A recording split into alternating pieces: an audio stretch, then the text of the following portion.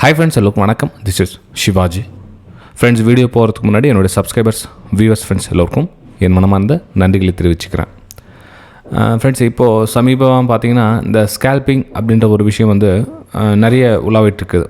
ஏன் அப்படின்னு பார்த்தீங்கன்னா, இந்த இன்ட்ரடே ட்ரேடிங் அப்படின்ற ஒரு விஷயத்தில் ஸ்கேல்பிங் வருது ஃப்ரெண்ட்ஸ். அதாவது இன்ட்ரடே ட்ரேடிங்கில் ஒரு 9:15 மணிக்கு ஓப்பன் ஆகுது அப்படின்னா, அப்போ அந்த ஸ்கேல்பிங் வந்து உள்ளே வந்துட்டு அந்த சின்ன சின்ன மூமெண்டம் பிடிக்கலாம் அப்படின்னு, அதாவது தாட்ஸ், அதாவது மார்க்கெட்டுக்கு உள்ளே வரத்துக்கு முன்னாடி அவங்களுடைய எண்ணங்கள் வந்து இந்த மாதிரி இருக்குது. ஸ்கேல்பிங் அப்படின்னா 9:15 மணிலேருந்து ஒரு 3:15 மணி வரலாம் வந்து ஃபுல்லாக மார்க்கெட்டில் ட்ரேட் பண்ணிகிட்டே இருக்கலாம். நிறைய ஆப்பர்ச்சுனிட்டிஸ் வந்துகிட்டே இருக்கும். அப்போ ஸ்கேல்பிங்னாக்கா நிறைய ஆப்பர்ச்சுனிட்டி நிறைய கிடைக்கும். அப்போ ஸ்கேல்பிங் எடுக்கலாம். இல்லை வேறு ஏதாச்சும் ஒரு ட்ரேடு செப்பரேட் தான், அது ரொம்ப நேரம் காத்துட்ருக்கணும் ஆகுது. ஒரு பேட்டர்னில் ட்ரேட் பண்ணணுனாக்கா ஒரு head and shoulder pattern trade பண்ணணும், ஒரு டபிள்யூ பேட்டர்ன் ட்ரேட் பண்ணணும், ஒரு பிரேக் அவுட், ட்ரையாங்கிள் பிரேக் அவுட்னா அதெல்லாம் வந்து 1 மணி நேரம் 2 மணி நேரம் காத்துன்னு இருக்கணும். இது ஸ்கேல்பிங்லாம் அப்படி கிடையாது, நிறைய ட்ரேட் எடுக்கலாம் அப்படின்ற ஒரு மைண்ட் செட்டில் இருக்காங்க. ஃப்ரெண்ட்ஸ், இது வந்து அந்த மாதிரி கிடையாது. நீங்கள் எந்த மாதிரி நீங்கள் எவ்வளோக்கு எவ்வளோ நீங்கள் உள்ளே டீப்பாக வரீங்களோ அந்த அளவுக்கு வந்து ஸ்ட்ரெஸ் ரொம்ப அதிகமாக இருக்கும் ஸ்கேல்பிங்கில். அதாவது ஸ்ட்ரெஸ்ஸு நீங்கள் நினச்சி பார்க்க முடியாத அளவுக்கு ஸ்ட்ரெஸ் அதிகமாக இருக்கும். ஏன் ஸ்ட்ரெஸ் அதிகமாக இருக்குன்னா, இந்த எவ்ரி என்ட்ரியில் பின்னாடி பார்த்தீங்கன்னா உங்களுக்கு ப்ரோக்கரேஜ் டேக்ஸஸ் வந்து இழுத்துக்கிட்டே இருக்கும். ஒவ்வொரு ட்ரேடுக்கு பின்னாடியும் நீங்கள் ப்ரோக்கரேஜ் டேக்ஸ் எடுத்துகிட்டே இருக்கும். நீங்கள் ஒரு 10-20 ட்ரேட் பண்ணி ஒரு 5,000 நீங்கள் ப்ராஃபிட் பண்ணிங்கன்னா கூட கிட்டத்தட்ட முக்கால்வாசி வந்து ப்ரோக்கரேஜ் போய்டும். உங்களுக்கு கிட்டத்தட்ட 4,000 ப்ரோக்கரேஜ் போய்டும். வெறும் 1,000 தான் உங்களுக்கு மிச்சம் நிற்கும். இவ்வளோ ட்ரேட் பண்ணி உங்களுக்கு. ஓகே, ஸோ இதெல்லாம் பேலன்ஸ் பண்ணி உங்களால் ட்ரேட் பண்ண முடிஞ்சால் தான் ஸ்கேல்பிங்கில் சக்ஸஸ்ஃபுல்லாக வர முடியும் ஃப்ரெண்ட்ஸ். ஏன்னா வீடியோ ஸ்டார்டிங்கில் உங்களுக்கு சொல்லிட்டுனா ஓரளவுக்கு கொஞ்சம் கிளியர் பிக்சர் ஐடியா கிடச்சிடும் உங்களுக்கு. ஸ்கேல்பிங் அப்படின்றது ஈஸியாக மாதிரிலாம் ஒன்றும் கிடையாது. ரொம்ப இருக்கிறதுலையே ரொம்ப டஃப்பான ஒரு விஷயம்னா தான் ஓகே ஸ்கேல்பிங். அது இன்ட்ரடேவே ரிஸ்க்கான விஷயம் தான். அதுலேயும் நீங்கள் ஸ்கேல்பிங் பண்ணுறீங்க, ஆப்ஷன் பையிங் பண்ணுறீங்க, அதாவது சின்ன குட்டி பாயிண்ட்லாம் பண்ணுறீங்க அப்படின்னா வெரி டஃப்பான ஒரு விஷயம். ஒரு 10-20 பாயிண்ட்டு போதும். 10 பாயிண்ட்டு நீங்கள் வெளியே வரீங்கன்னா ஒரு 3 பாயிண்ட் ப்ரோக்கரேஜ் கொடுக்குறீங்க அப்படின்னா 7 பாயிண்ட் உங்களுக்கு நிற்குது. அப்போது எல்லா ட்ரேடும் உங்களுக்கு சக்ஸஸ் ஆகிடுது. அதில் எத்தனை ஸ்டாப் லாஸ் ஹிட் ஆகுது, அந்த ஸ்டாப் லாஸ்க்கும் ப்ரோக்கரேஜ் டேக்ஸஸ் கொடுக்கணும் அப்படின்றப்போ ஸ்ட்ரெஸஸ் ரொம்ப அதிகமாக இருக்கும். ஓகே ஃப்ரெண்ட்ஸ், நம்ம வீடியோக்கு போகலாம். இப்போது ஸ்கேல்பிங் அப்படின்றது என்ன, ஒரு ஸ்ட்ராட்டஜி அப்படின்ற மாதிரியா, இல்லை ஒரு எப்படி சார் அது ஸ்கேல்பிங் சொல்கிறாங்களே எப்படி அப்படின்னு கேட்கலாம். ஃபஸ்ட் அதுக்கு நான் முன்னாடி ஒரு சின்ன ஒரு விஷயத்தை உங்களுக்கு சொல்லிடுறேன். ஸ்கேல்பிங் அப்படின்றது நிறைய பணம் வேணும் அப்படின்னு சொல்லுவாங்க. ஜென்ரலாக எல்லா யூடியூப்லையும் பார்த்தீங்கன்னா பணம் நிறைய இருக்கணும், அப்போ நம்ம காசு சம்பாதிக்கலாம். அதாவது 1,00,000 இருந்துச்சுன்னா ஒரு ட்ரேடில் வந்து ஒரு 1,000 சம்பாதிச்சா, ஒரு ட்ரேடுக்கு 1,000 சம்பாதிச்சா கூட நிறைய ட்ரேட் பண்ணிக்கிட்டே இருந்தோன்னா ஒரு 10,000 சம்பாதிக்கலாம். அது 10 ட்ரேட் பண்ணால் 10,000 சம்பாதிக்கலாம், 20 ட்ரேட் பண்ணால் 20,000 சம்பாதிக்கலாம், ஒரு ட்ரேடுக்கு 1,000. இந்த மாதிரி ஒரு கால்குலேஷனோட வந்து ஒரு சில யூடியூப்லாம் பார்த்துனா சொல்லியிருப்பாங்க. நீங்கள் கேள்விப்பட்டிருப்பீங்க பெரிய அமௌண்ட் அப்படின்னு. கண்டிப்பாக அப்படி கிடையாது ஃப்ரெண்ட்ஸ். பெரிய அமௌண்ட்டை தயவு செஞ்சு யூஸ் பண்ணாதீங்க. நீங்கள் எந்த அமௌண்ட் இருக்கீங்களோ அதில் ஒரு 5-10% தான் வந்து நீங்கள் மார்க்கெட்டுக்குள்ளே டிமேட் அக்கௌண்ட்டுக்குள்ளே கொண்டு வரணுமே தவிர, இருக்கிற பணத்தெல்லாம் எல்லாத்தையும் டிமேட் அக்கௌண்ட்டில் வச்சுக்கணும் அப்படின்றது சேஃப்ன்றதை விட ரொம்ப டேஞ்சரான விஷயம். சேஃப் கிடையாது அது. ஓகே சரி ஃப்ரெண்ட்ஸ், அப்போ என்ன பண்ணணும், நம்ம உங்களுடைய கேபிட்டல் எவ்வளோ இருந்தாலும் அதில் 5-10% மட்டும்தான் உங்களுடைய டிமேட் அக்கௌண்ட்டில் இருக்கணும்.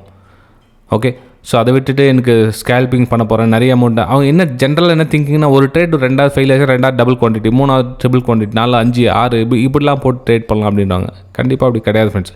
Okay, so start small. தொடக்கம் வந்து சிறியதாக இருக்கட்டும், சின்ன அமௌண்ட்டில் ஸ்டார்ட் பண்ணணும் ஸ்கேல்பிங்க்கு. அப்புறம் 2வது என்னென்னா, நெவர் கிவ் அப். ரொம்ப முக்கியமான விஷயம் ஃப்ரெண்ட்ஸ்.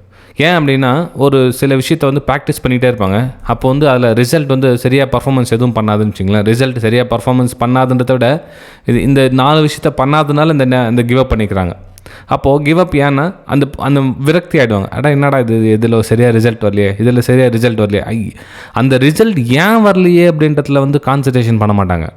வெறும் ரிசல்ட் சரியாக வரலையே, அடிக்கடி ஸ்டாப் லாஸ் ஹிட் ஆகுது அப்படின்னு தான் சொல்லுவாங்க தவிர, சரி ஏன் ஸ்டாப் லாஸ் ஹிட் ஆச்சு அதுக்கு அதை ஆராய மாட்டாங்க.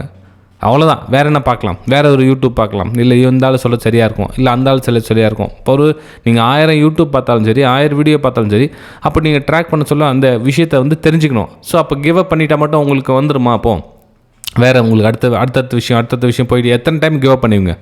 ஸோ ஒரு விஷயத்தில் ஸ்ட்ராங்காக உடம்புபடியாக இருங்க, ஸ்டடியாக இருங்க. அதே விஷயத்தில் என்ன தான் தப்பு நடக்குது, ஏன்னா ஒரு விஷயம் கையில் தேர்ந்தெடுத்தீங்கன்னா அதில் கண்டிப்பாக சக்ஸஸ் இருக்கும் ஃப்ரெண்ட்ஸை புரிஞ்சுங்க. ஓகே சரி, இப்போ அடுத்த பாயிண்ட் வர பாருங்கள். Select any good strategy. அது என்ன சார் குட் ஸ்ட்ராட்டஜி அப்படின்னா? ஃப்ரெண்ட்ஸ், இப்போது ஒரு 65% நீங்கள் ஒரு வின்னிங்கான ஒரு ஸ்ட்ராட்டஜி எடுத்துருக்கீங்கன்னு வச்சுங்களேன். ஒரு மொக்க ஸ்ட்ராட்டஜிப்பா, ஏதோ சுத்தமான வேஸ்ட் அப்படின்னு யாரும் தூக்கி போட்டாங்க அந்த ஸ்ட்ராட்டஜி. ஓகே, அந்த ஸ்ட்ராட்டஜி நீங்கள் உங்கள் கண்ணுக்கு படுது, அது உங்களுக்கு வந்து ஒரு 65% ஓகே அப்படின்ற மாதிரி தெரியுது, அது குட் ஸ்ட்ராட்டஜி ஃப்ரெண்ட்ஸ். நீங்கள் நினைக்கலாம் 100% தான் வந்து குட் ஸ்ட்ராட்டஜி அப்படின்னு. கிடையாது. இங்கே ஸ்ட்ராட்டஜிங் வந்து இம்பார்ட்டன்ட் கிடையாது, அந்த ஸ்ட்ராட்டஜி எப்படி கையாளணும் அப்படின்றது தான் இம்பார்ட்டன்ட். இப்போ 65% வின்னிங் ஸ்ட்ராட்டஜி வருதுன்னா அதுக்கு ரொம்ப சூப்பரான ஒரு விஷயம் ஃப்ரெண்ட்ஸ். ஏன்னா அந்த 65% வின்னிங் ஸ்ட்ராட்டஜி உங்களால் நீ அதில் தொடர்ந்து ப்ராக்டிஸ் பண்ணிட்டீங்கன்னா அதில் 80% உங்களால் திருத்தி அமைக்க முடியும். அந்த ஸ்ட்ராட்டஜியில் லைட்டாக கொஞ்சம் சின்ன சின்ன மாறுதல் பண்ணமாக இருக்கும். அந்த மாறுதல் வந்து உங்களுடைய ப்ராக்டிஸ் வந்து அந்த மாறுதல் எடுத்துக்குமே தவிர சென்ட்ரல் நான் கிவ் அப் பண்ணிடுறேன், எனக்கு சரியாக ஒர்க் ஆகலை, ஒரு 2 மாதம் பண்ணேன், 3 மாதம் பண்ணேன், சரியாக ஒர்க் ஆகலை அப்படின்னுவாங்க. கண்டிப்பாக கிடையாது. அப்போ ஏதோ சின்ன தப்பு நடக்குது, என்ன தப்பு நடக்குதுன்றதை கொஞ்சம் அப்சர்வேஷன் பண்ணி பாருங்கள். ஓகே, சரி ஃப்ரெண்ட்ஸ். அடுத்த விஷயம் என்ன அப்படின்னா, ட்ராக் யுவர் ரிசல்ட். இப்போ நீங்கள் குட் ஸ்ட்ராட்டஜின்னு சொன்ன இல்லைங்களா, அதை மாதம் நீங்கள் வந்து ப்ராக்டிஸ் பண்ணிகிட்டே இருக்கீங்க. ப்ராக்டிஸ் பண்ணி காற்றுல விட்டுறக்கூடாது. போன மாதம் என்ன தப்பு நடந்துச்சு, அடுத்த மாதம் வந்து அதை சரிப்படுத்த பார்க்கணும். இந்த மாதம் என்ன தப்பு, அடுத்த மாதம் வந்து சரிப்படுத்த பார்க்கணுமே தவிர ஸ்ட்ராட்டஜி மட்டும் ட்ரேட் பண்ணிகிட்டே இருக்கக்கூடாது. அது என்ன தப்பு, அது ரூட்டு காசு கண்டுபிடிங்க ஃப்ரெண்ட்ஸ். அது ரூட்டு கண்டுபிடிக்காமே நீங்கள் வந்து ஸ்ட்ராட்டஜி, நல்ல ஸ்ட்ராட்டஜி கெட்ட ஸ்ட்ராட்டஜி டிசைட் பண்ண முடியாது. அது ரிசல்ட் எப்படி வருது, ஏன் வருது அப்படி தெரிஞ்சுக்கிற வரலும் வந்து அது ரொம்ப ரொம்ப டஃப்பான விஷயம் ஃப்ரெண்ட்ஸ். ஓகே, சரி. இப்போது ஸ்கால்பிங் பற்றி பார்க்கலாம். இப்போ ஸ்கால்பிங்க்கு இவ்வளோ விஷயம் முக்கியம்னு சொன்ன இல்லைங்களா, இது இல்லாமல் எந்த விஷயமும் கிடையாது. இப்போ ஸ்கால்பிங்கில் என்ன பண்ணணும் அப்படின்னு பார்த்தீங்கன்னா, ரிஸ்க் ரேஷியோ நல்லா கவனிங்க. ரிஸ்க் ரேஷியோ 1:10, 1:5, 1:20 வந்து ஸ்கால்பிங்கில் எதிர்பார்க்க முடியாது. இதுதான் வந்து டஃப்பான விஷயம்னு சொன்னேன் ஸ்டார்டிங்கில் உங்களுக்கு. 1:2, 1:3, 1:4 வந்து ஸ்கால்பிங்கில் எதிர்பார்க்க முடியாது. 1:1 தான் வந்து எதிர்பார்க்க முடியும் ஸ்கால்பிங்கில். இதுதான் வந்து நிறைய பேர் ஸ்கால்பிங் அவாய்ட் பண்ணுறதுக்கான காரணம், லாஸஸ் அதிகமான காரணம் பண்ணுறதுக்கு காரணம் இதுதான். அப்போ 1:1 பண்ணிங்க அப்படின்னா நீங்கள் என்ன பண்ணணும், உங்களோட ட்ரெயினிங் வின்னிங் ரேஷியோ என்ன இருக்கும், அட்லீஸ்ட் 10க்கு 9 இல்லை 10க்கு 8 சக்ஸஸாக இருக்கணும். அப்போ தான் வந்து உங்களால் அதில் பணம் பண்ண முடியும். 1:1 நீங்கள் பண்ணுறீங்க அப்படின்னா 10 ட்ரேடுக்கு 8 ட்ரேடு இல்லை 9 ட்ரேட் சக்ஸஸ்ஃபுல்லாக வரணும். அப்போது இந்த ஸ்கால்பிங்கில் பணம் பண்ணலாம்.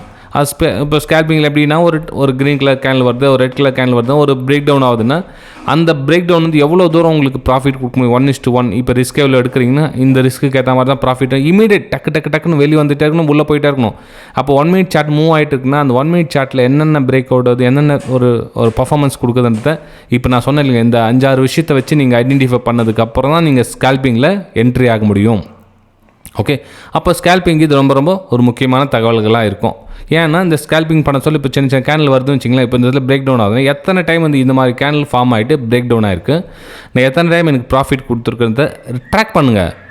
இன்றைக்கி வந்து கீழே வந்துட்டு திரும்ப மேலே போயிடுச்சு, ஸ்டாப் லாஸ் ஹிட் ஆகிடுச்சு, திரும்ப மேலே நான் பை எடுத்தேன், கீழே வந்து ஸ்டாப் லாஸ் ஹிட் ஆகிடுச்சு அப்படின்னா இந்த இடத்துல ஏன் பை எடுத்தீங்க, இந்த பக்கம் ஏன் சேல் எடுத்தீங்க, அதாவது ஸ்கால்பிங்கில் சொல்கிறேன், ஏன் சேல் எடுத்தீங்க, இந்த மாதிரி ரிசல்ட்டை நீங்கள் ட்ராக் பண்ணணும். நேற்று வந்து இந்த காரணத்துக்காக சேல் எடுத்தேன், இந்த காரணத்துக்காக பை எடுத்தேன்ற விஷயம் தெரிஞ்சால் தான் நாளைக்கு இதே மாதிரி ஒரு கேண்டில் ஃபார்ம் ஆக சொல்ல இதில் ட்ரேட் எடுக்கலாமா இல்லை அகைன் இந்த பக்கம் பை எடுக்கலாமான்ற விஷயம் வந்து நெக்ஸ்ட் அது திருத்திக்க முடியும். நேற்று என்ன காரணத்துக்கு தெரியாது ஸ்டாப் லாஸ் ஹிட் ஆகிடுச்சு, அப்போ என்ன மறுநாள் சொல்ல பயம் வரும், ஐயோ நேற்று ஸ்டாப் லாஸ் ஹிட் ஆகிடுச்சு சாமி இன்றைக்கி வேணாம் அப்படின்னு. அன்றைக்கின்னு பார்த்தீங்கன்னா டப்ப கீழே போகும். அப்போ மறுநாள் திரும்ப இந்த பக்கம் பை எடுப்பீங்க, டக்கு மேலே போகும். அப்போது நேற்று என்ன தப்பு நடந்திருக்கு அது சரிப்படுத்துங்க. அப்போ சரிப்படுத்தினா தான் அடுத்த நாள் ட்ரேட் பண்ணுறதுக்கு பயம் இல்லாமல் ட்ரேட் பண்ண முடியும். ஓகே, சரி ஃப்ரெண்ட்ஸ், வீடியோ பிடிச்சிருக்கு நம்புறேன். பிடிச்சிருந்தா மறக்காமல் லைக் பண்ணுங்கள், சப்ஸ்கிரைப் பண்ணுங்கள், ஷேர் பண்ணுங்கள். புதுசாக வந்தவங்க கிவ் அப் பண்ணாதீங்க. ஆனால் கிவ் அப் பண்ணாதீங்கிறதுக்காக இருக்கிற அமௌண்ட்லாம் காலி பண்ணிக்கிட்டு இருக்காதிங்க.